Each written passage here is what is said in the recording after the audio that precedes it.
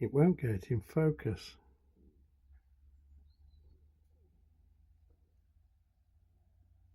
Hey YouTube, there's the finished product. What I'm going to do now is flip the other side for the root penetration. They're fully fused. I can't see any of the others achieving that. The camera woman, she was right on my shoulder, and I was hoping to get a thing called the onion in view. I'll draw a sketch of it, of how you achieve full penetration. So I'll pause this now and then do a sketch. Right, here we go. I'm a better welder than sketcher.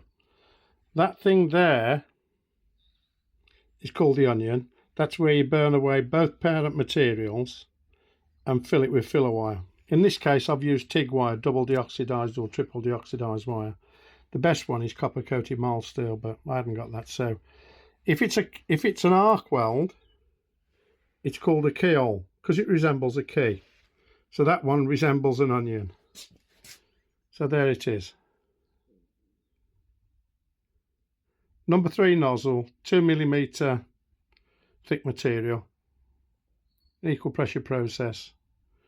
And the next one will be stick. I'm a bit worried about this one. It's a different animal. It's got an arc force, so I'm going to post this one first, then the manumetal arc, and then hopefully, if I can, when I've done them all one by one, I'll post it all together. That's the oxyacetylene. So it's roughly 60-70 degrees for the nozzle, unless you have to use something else, and 30 degrees for the wire. Perfectly in line. So you'd have the wire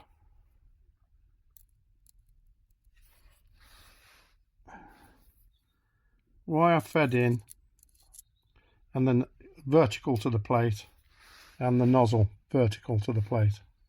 Hope that's of use. Happy welding. Don't forget to subscribe. I've got to 95 so far.